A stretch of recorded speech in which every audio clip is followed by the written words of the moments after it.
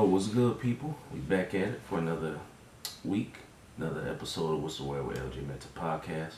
As always, I'm your host with the most, LJ. Back up in here, you know what it is. So, before I get into my word of the week, if you've been listening to me this a little bit this time, it's episode number 87, January 26, 2022. Episode number 87. So if you've been listening, you know I do something called Word of the Week. And I didn't start the show that way, but kind of over time, I developed it. Now that's a theme every week, Word of the Week. And I relate it to the topics of my show, and depending on, maybe not all the topics, but most of them. So I want to start out, before I get into my Word of the Week, with something else real quick, because it doesn't relate to my word of the week. So, and I want to talk about Kobe Bryant real quick.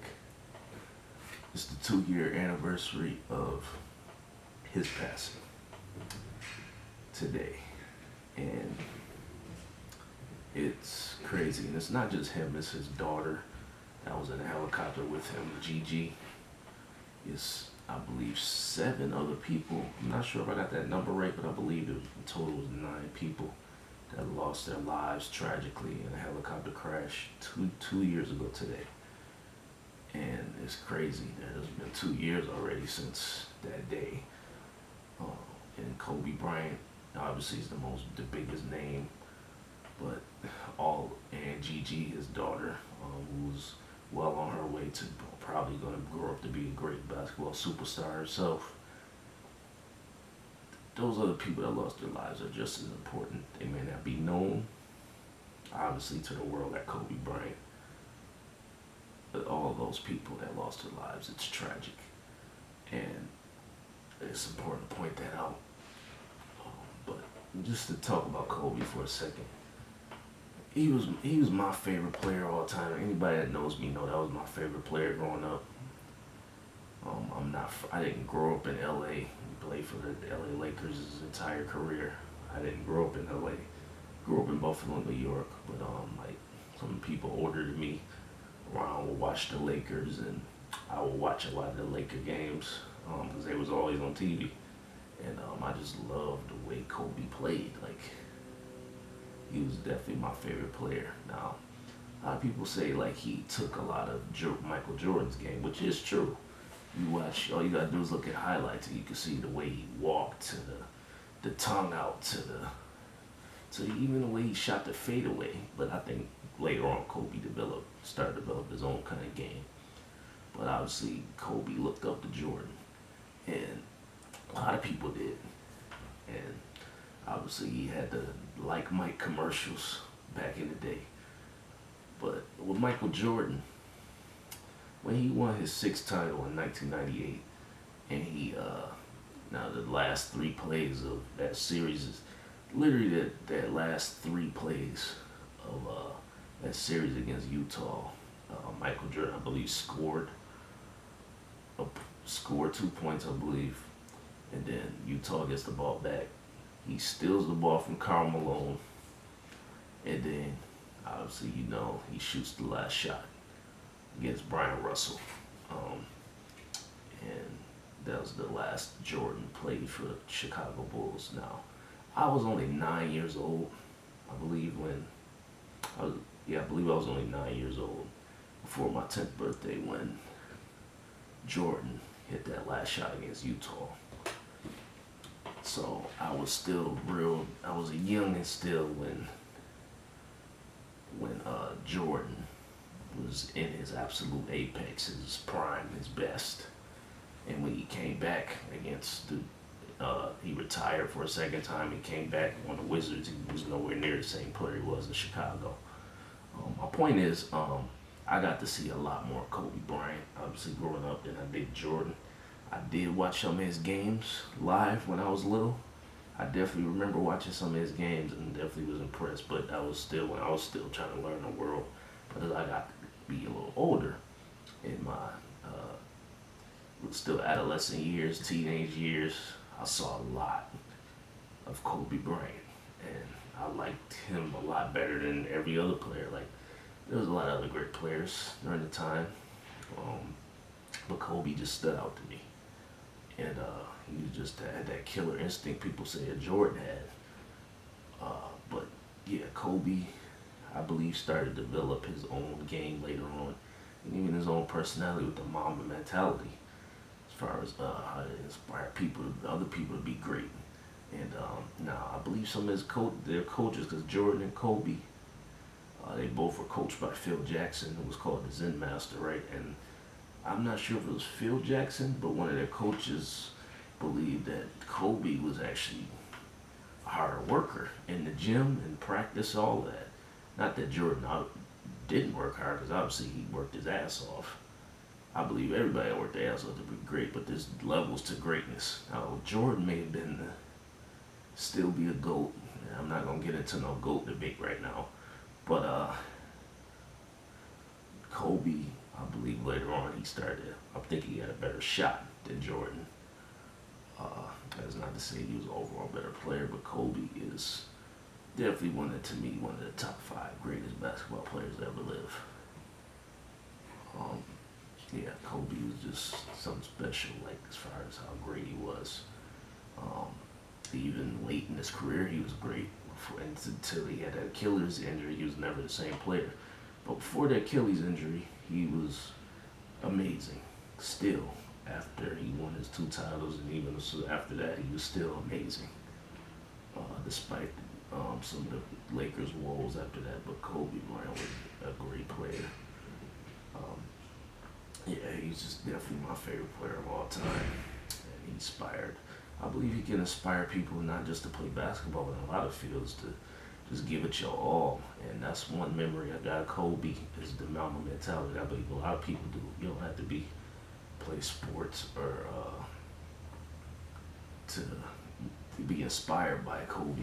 There's been people in a lot of different fields, in music, that helps inspire me. And Kobe is definitely one of them to keep going on and keep grinding, work your ass off to get to, because you have to be great, especially with that Mamba mentality he has. So yeah, one is rest in peace, Kobe Bryant, my favorite player of all time, top 5 NBA player of all time in my eyes. And it's still crazy to say that he's gone. Doesn't even feel real. And he was on his way to have another great second career after basketball. It's crazy. Like he even won an Oscar for some, I believe, a short film he had. So it's crazy he's not here, because he was ready. He had the books he was working on, and yeah, Kobe was all it looked like he was willing to adapt and move on to different things and be great at that. And probably just as competitive at it as he was on that basketball court. So yeah, rest in peace to Kobe Bryant and Gigi and all those others that lost their lives. But yeah. So, my word of the week is education. Reason why is I'm gonna go in and this is actually an interesting topic that I never really thought about before last week. Now, a few weeks ago, my word of the week was accessibility, and that's how easy it is to access information, valuable information that wasn't, I really think, available to the general public years and years ago before the internet.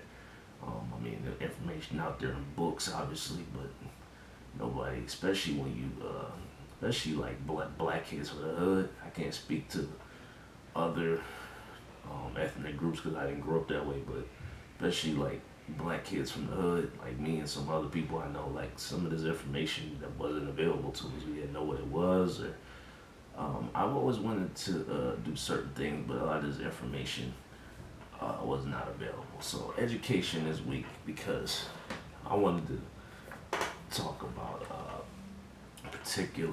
particularly like as far as like somebody mentioned, I believe a week or two ago about college, and you could probably, they said that if you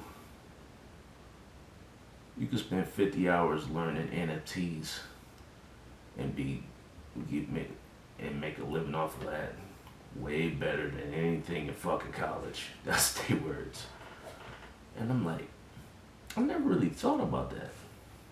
But I think it's something that's worthy to be talked about. Like seriously, so as far as like college, and I pose a question: will college become obsolete? Because it's a really interesting topic, and I think it really needs to be talked about. Especially with, like I said, the information now and how easy it is to invest and learning about the importance of NFTs, how it's really going to impact, I believe, every field. I think in probably 5 to maybe 10 years, every type of business, once the world starts to figure out what NFTs are, non fungible tokens, that every business, I heard people talking about it in real estate, how it can be done. I really don't understand that aspect. I'm still learning about that, but obviously we got this metaverse and being able to buy digital land, uh, to obviously cryptocurrency, how it could take over, and that could be the main currency, how people conduct business, where every business probably is going to be using cryptocurrency in some time within the future. So yeah, the world is changing, and access to information as far as how to invest, and not just cryptocurrency, but in the stock market too, how to do everything. It's easy access to this information. Now you still got to go out there and put in the work and do different things, but the access to information is, yeah. Now with college, um, I went to college. I, I got a bachelor's degree, but as I really think about it, do I really need college? Now I think in some fields, yeah, you definitely probably need college, like to be a doctor or a lawyer, and like that is important. But a lot of fields, like, is it really necessary? Like, I want to dig into a little deeper than what I heard talked about as far as like learning that 50 hours of NFTs, which I think is very valuable. Learning about NFTs, and I've been researching every day myself about NFTs, and I have some now, a couple myself. Uh, but yeah, it's if and the possibilities of NFTs on what they can do and the type of NFTs, yeah, it's crazy. It's mind blowing. Now, as far as college, I don't know what's being taught in classrooms. Now I know when the pandemic started, they had all these deals where they were making college courses a lot cheaper to learn during the pandemic. Now I don't know if they still got those deals. I think they still do in some areas. The learning online that they trying to shift. I know there's been online classes for a while, but I started to notice during the pandemic they started to make that kind of shift on how they were doing it. Now I think they still have, obviously, now that regulations, restrictions have lifted, people going back in classrooms, they got vaccination regulations in place. So just the whole idea of just college in general, I'm starting to really wonder. It made me think, will college become obsolete? The reason why I'm even thinking about that is because, like I said, the access to how easy it is to, how they got how-to videos of everything on YouTube. You can pretty much Google anything, and certain stuff you might need to go read a book. Now everybody doesn't like to read a full book through and through. Some people do, depending on what it is. I'll do it myself, but some books I'm not interested in reading. Sometimes I am, but the whole idea of college and even in business school, right? I don't even think you really need that. Like, there's so much information, free information out there on how to start a business that you probably won't even gonna learn in a classroom, because some of it is all theory and not proven facts on how to go about making money in business. And it's not really going to teach you how to invest, really. In college, they barely teach you how to write a resume. Uh, it might be different now than when I was in high school, college. Now, I'm just really wondering if the whole idea of college will cease to exist because it's getting to a point now where technology is only going to grow and grow and grow and grow. And the information is out there, and you can get access to information so quickly with Twitter, Instagram. You can Google something like how you do this. Like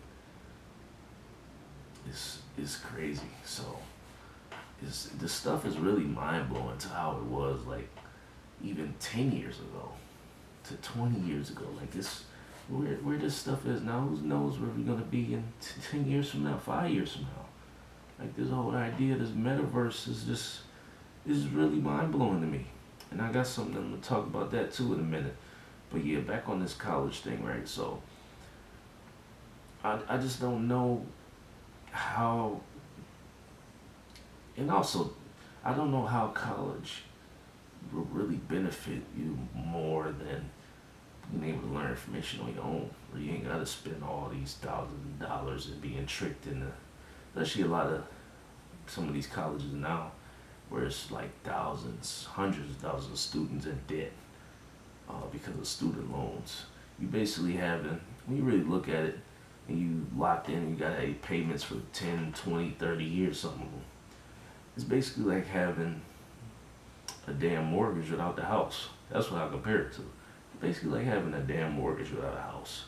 That's basically what it is. And to me, it's one of the biggest scams in American history, where you tricking 17, 18-year-old kids into going to school and having all these loans for many years and expecting to pay them back on maybe getting a job, hopefully, in a field.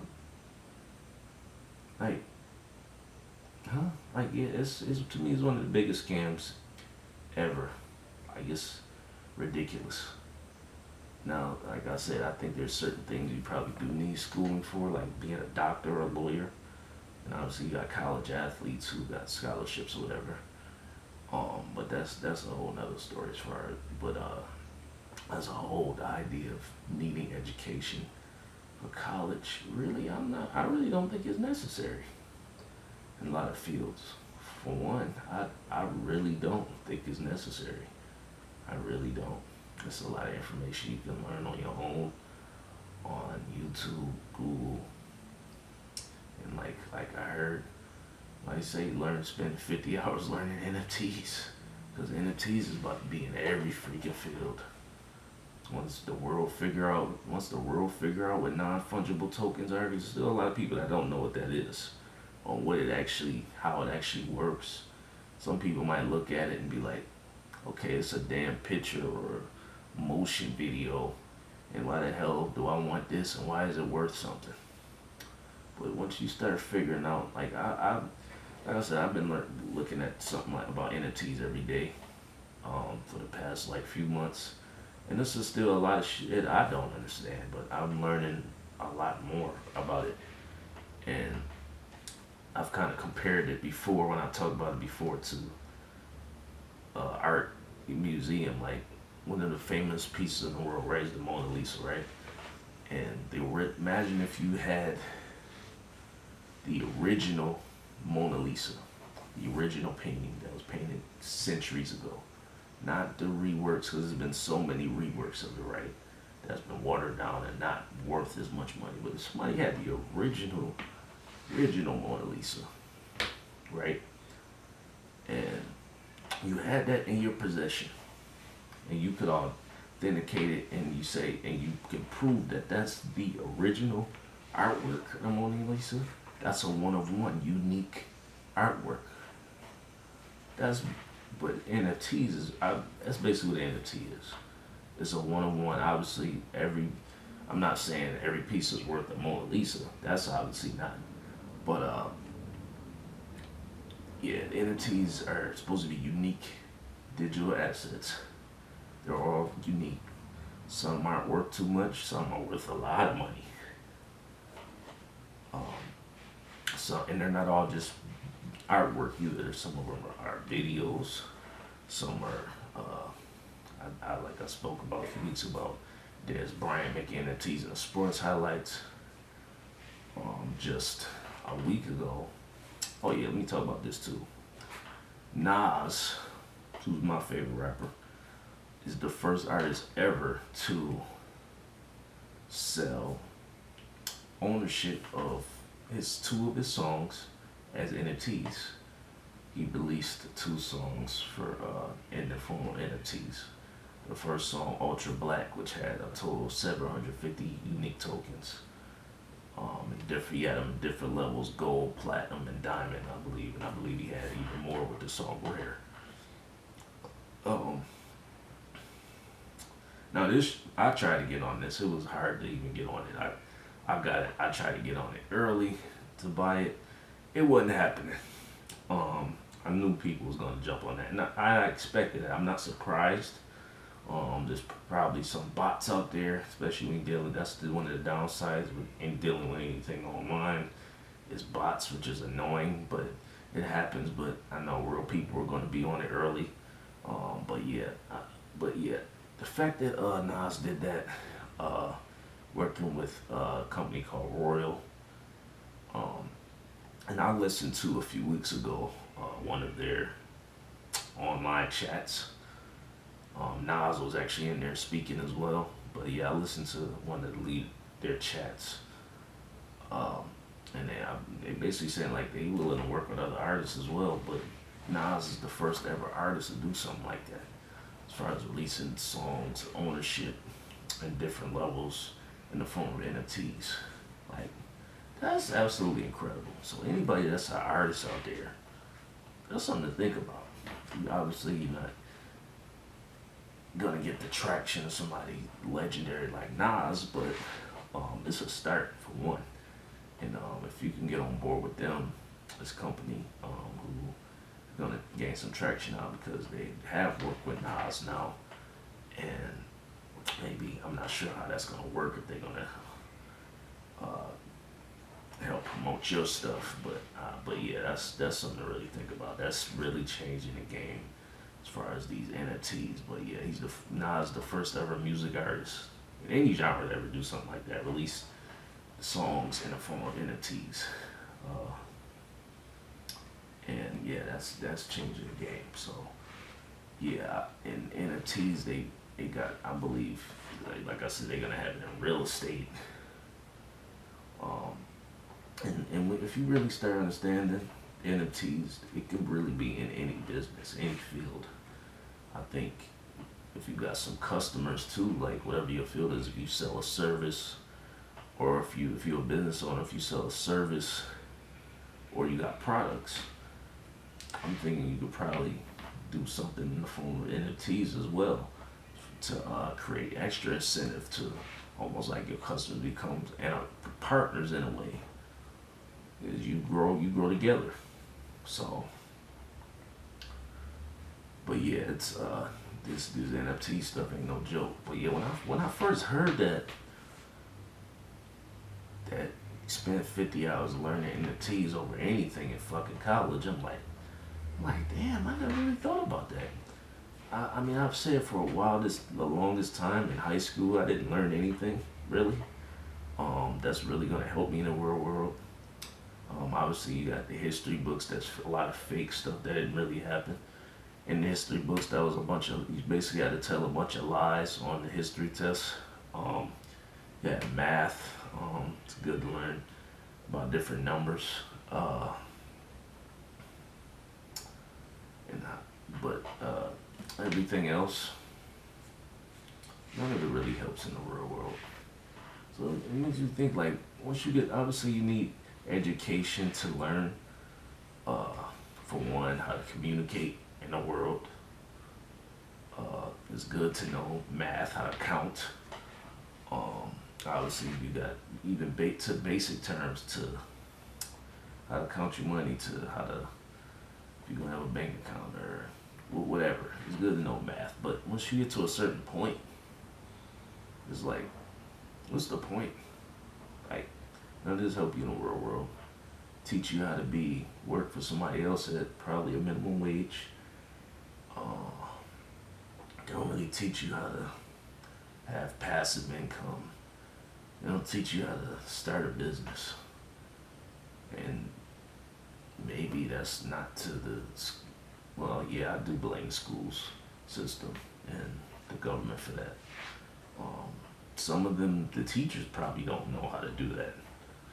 But I do think it's a problem that you don't have people in place to show these kids that, because why you think a lot, if a lot of these kids in school be bored and don't want to be there, if maybe if you taught some of them how to operate in the real world, that's gonna make them some money, may get older. Even now, maybe they would pay attention, because at the end of the day, like when you look at it, high school, and every high school is different. I can't speak for every high school in America, but the high schools I know in these, in a lot of high schools didn't really learn anything. Um, it's and even when you get to the next level in college, right? Even these so-called prestigious universities, right? Ivy League, Harvard.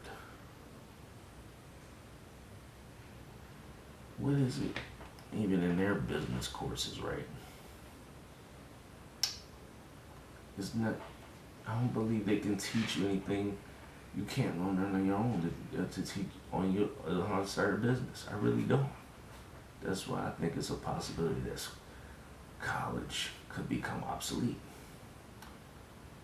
I really do. As far as I can't speak about, like I said, I can't speak about getting a PhD. As far as being a doctor or a lawyer, I can't speak to that. I'm not even gonna try to speak to that. But as far as like a lot of fields, I really don't believe you need college. I don't believe you do. Like it's not necessary. Like, and especially if you're gonna be in debt, because a lot of these financial advisors you have in college or university, if you don't have a scholarship, if you have a scholarship, that's a different story. But even then, I don't know, because some of the most successful people either dropped out of college or never even went to college in the first place. I'm not saying people are going to be Bill Gates, but you don't have to be Bill Gates. You can be your own level of success, and financially, emotionally, mentally, whatever. But yeah, this whole idea of information is very valuable. It really is. Knowledge really is power. It's just what you do with that information is what's important. Because some information could go one ear and out the other. It's up to you to do something with it. That includes myself. I gotta take my own advice with that. And yeah, I'm really starting to think that some of this school stuff gonna change. It might even cease to exist. Who knows? I know one thing. Some of these schools got in trouble, got lawsuits, and some don't even exist. The school I went to don't even exist no more. They got in trouble with some lawsuits and got shut down because a lot of the scams they was running, having kids in school with all this debt, is absolutely ridiculous. And it should not even be allowed. That should be a crime to take advantage of 17, 18-year-old kids that had them in debt before they turn 25 over $50,000, $100,000 they owe. That should be a fucking crime. That's ridiculous. But I actually could spend a lot more time on this, but I'm not. I'm about to get up out of here, so I might speak to this a little bit later on. But yeah, I'm about to get up out of here. This is gonna be it for me this week. So always remember, stay safe, stay sucker free. I'm out.